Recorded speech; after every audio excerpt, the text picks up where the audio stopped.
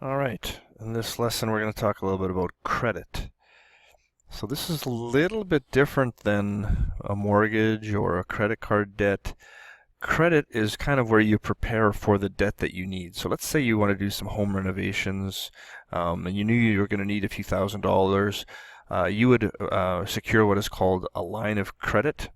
So you would have a pre-approved amount that you could borrow, but it would be kind of like a bank account that you could take money out of, and you would be responsible to pay back what you had borrowed. Okay, usually a line of credit is a little bit of a lower interest rate because it's guaranteed against clients' assets, usually property. For example, if the renovations, you would take a line of credit against your house. So again, if you defaulted on the payments, you might lose your house.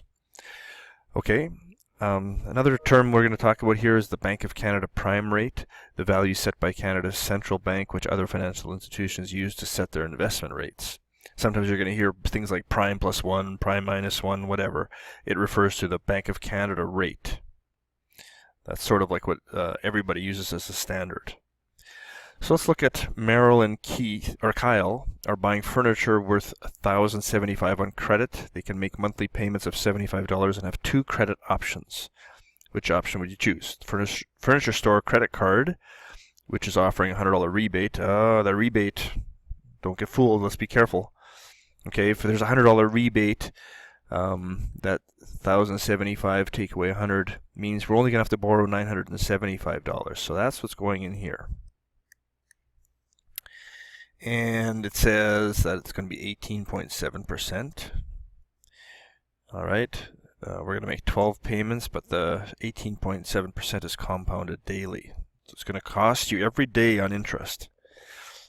You want to pay it off, and you're able to make monthly payments of $75. How long will it take? Put in the TVM solver, you get 14.65. This means you're going to have 15 payments. Okay. Again, pause the video and see if you can try this next question. Come back when you're done. All right, option B, a new bank credit card which has an interest rate of 15.4% compounded daily, but no interest the first year. So this is a bit of a bonus. So in other words, for the first year, my interest will be nothing. I'm going to make $75 payments for 12 times. I'm going to pay off $900 without any interest. So that means in the second year, I'm going to pay off the remaining part. So that means after the first year, I'm going to have $175 left to finance. Okay, so what are we doing here? Well, the interest rate is 15.4%. It's compounded daily. I want to make monthly payments to get the value down to 0. My payments are $75, and if I put this in here, I end up with 2.384, which is 3 monthly payments. Okay. Well, what is the question asking me? It's saying, which option would you choose and why? Well, up front it looks like obviously the second one is better. I'm only making 3 payments after the first year, but really that still means I'm going to make 12 total payments. 15 total payments. So the number of payments are going to be the same. I want to figure out which one's costing me less. Okay, so how am I going to do that? How am I going to figure out what I'm actually paying? Well, I guess we could say, let's go 15 times 75. The problem with that is this last payment, the 15th payment, is not a full payment. So instead, what I want to do here is figure out what was my interest that I paid in those 15 payments. It's $124.20. So my total, my final amount that I'm paying, we'll call that final value, would be the present value, what I borrowed, $975, right? Because I got $100 off, plus the interest, which is $124.20. So in this case, I'm paying $1,099 total. Not bad. Okay, let's do the same thing for the second one. First of all, let's figure out what the interest rate is for those 3 payments. Turns out to be $395. Not very much. So what is my total? Well, what were my total payments? Well, I had to pay the full $1,075 this time. I didn't get that $100 rebate, but I'm only paying $3.95 in interest. So this is going to be $1,078.95. So what's your recommendation? Option B has lower total cost. Not by much. Okay, not by much. But don't forget that that $100 rebate really isn't helping you because you're still making the same $75 a month payments. Okay, so be careful. Be careful here. I mean, if you look at that up front, you think, oh, $100 less, that means I'm paying less in total. Well, you actually aren't. Even though you were given $100 rebate, you do pay more using that plan. Okay, let's look at example 2.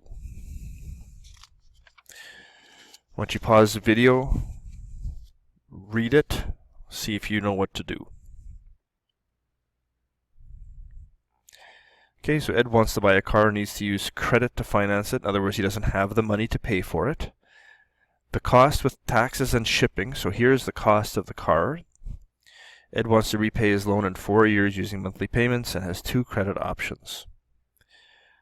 Okay, option A says I'm going to take that car cost and I'll get 1.7% above the Bank of Canada rate, which is currently 0.5.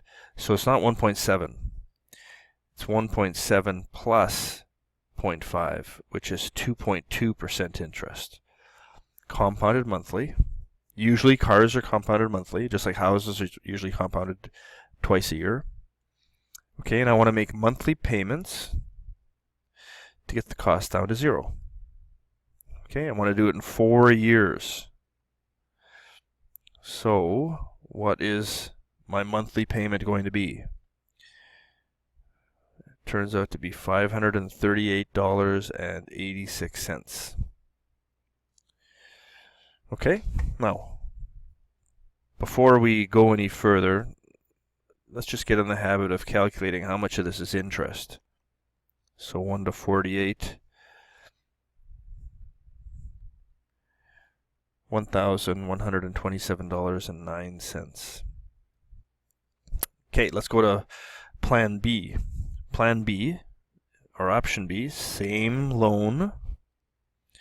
Still want to get it down to 0. Same number of payments, but the dealership offers a 2.5% rate. All right, but it's compounded daily. I want to know what are the monthly payments now. Okay, well this is going to be $542.14. Now, because everything is the same here, this shouldn't be a surprise. This interest is going to be just slightly more.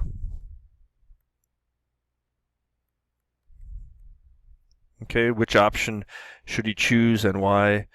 Well, I mean, option A, because it costs less, even though it's not very much less. I would say we'll do that. It's the same number of payments. The payments are very close, but it's just slightly less money in option A. Okay, suppose the Bank of Canada rate changed to 1.1% after 2 years. How would this affect his line of credit payments if he still wanted to pay off the loan in 4 years? Okay, so it changes after 2 years. So the first 2 years are the same. So let's take this and put it in there. It's going to be the same, except the number of payments will be 2 times 12 instead of 4 times 12. The interest rate was 2.2. The present value is $24,738, and you made your payments at $538.86. Okay, and this was 12 and 12. So what we're seeing here is if I paid for 2 years, what do I end up still owing? So just to be clear, what's happened here? He secured a line of credit at 1.7%, which is it's above the Bank of Canada rate. So if the Bank of Canada rate changes, then so will your interest rate. That's the only downside of doing something like that. It's not guaranteed to be the same all the time. Okay, so if we did this, you're going to end up with, these are the payments, you're going to end up owing still $12,000, I think this should turn out to be a negative, $640.73. Let's put that here and see what happens as I continue to pay off this vehicle. Okay, so that's what I've paid off in 2 years. Now the interest rate has changed. All right, how has it changed? The Bank of Canada rate changed to 1.1. So now I'm going to be 1.7 plus 1.1. The interest rate went up. Okay, so I'm still going to make 2 years of payments. And I still want to get a 0. So now I'm figuring out what are my payments now.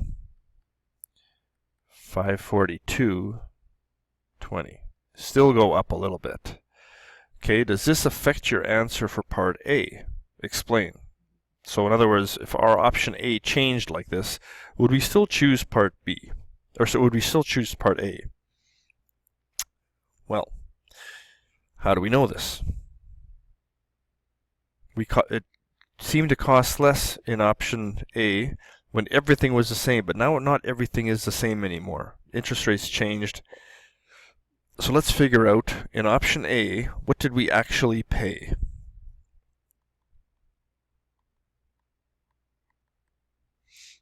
Okay. In option A, we're paying $538.86 for 24 months, and then we're paying $542.20 times 24 months. If we put that in the calculator, what is the total amount paid? You end up paying $25,945.44. How about B? What would be the total amount paid? Well, in this one, you're just paying $542.14, and you're doing it for 48 months. This turns out to be $26,022. So A is still better, even though the interest rates changed. Okay, remember that when you make these conclusions, though, you have to justify it in some way, so you can see this cost is less, so that's why we're saying A is better. Okay, example 3. Nikki wants to be debt-free in 5 years. She has 2 credit cards on which she makes monthly payments. Okay, so card A has a balance of $2,436.98, an interest rate of 18.5. The other one has $3,043.26. Nikki is qualified for a line of credit at her bank with an interest rate of 9.6% compounded monthly and a credit limit of $6,000. She plans to pay off both credit cards by borrowing the money from the line of credit. This is a common strategy. So rather than pay these crazy interest rates, we want to pay this rate. Okay, so in other words, you're going to borrow money to pay off another debt, but the interest rate's lower. Okay, so how much interest will she save? Okay, first of all, let's look at the consolidated version. So this is if we take the 2 debts, $2,436.98 plus $3,043.26, and combine them. The total debt is $5,480.24. Let's figure out what it costs to pay this off.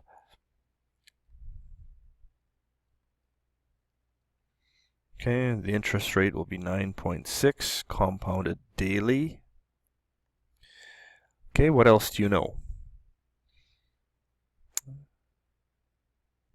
Is there any other information given to you?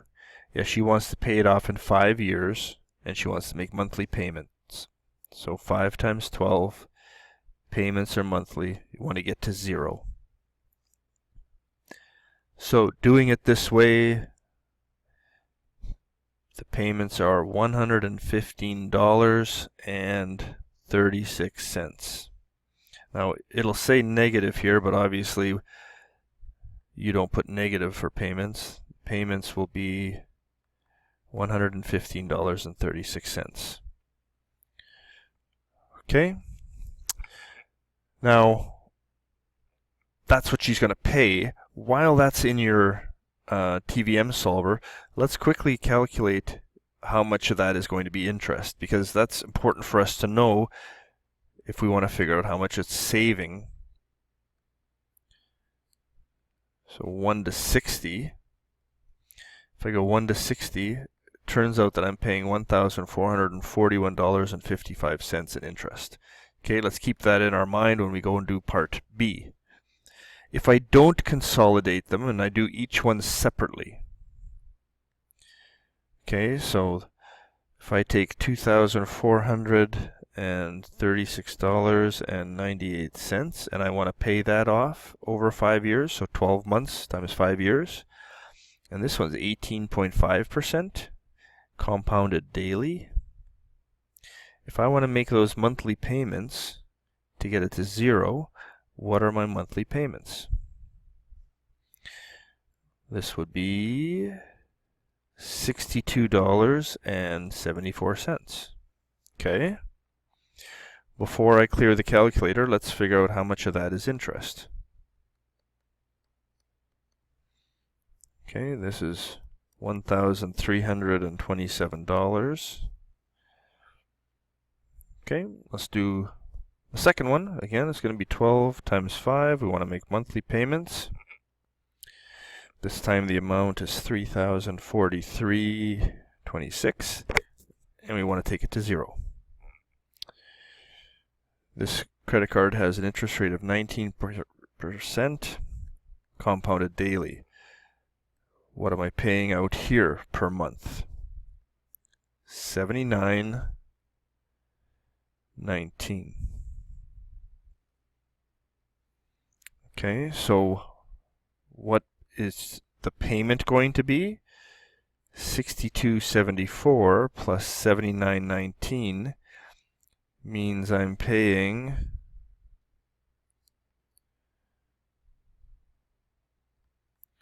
$141.93. That's quite a bit more payment, monthly payment.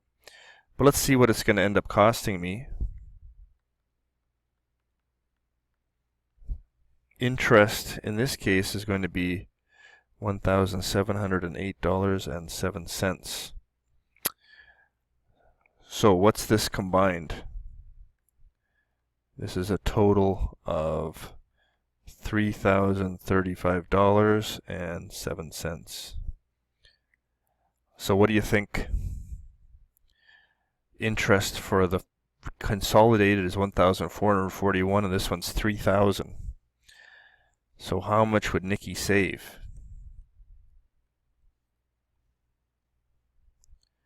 $3,035 take away $1,041 means you're going to save $1,593.52. Now, a couple things about that.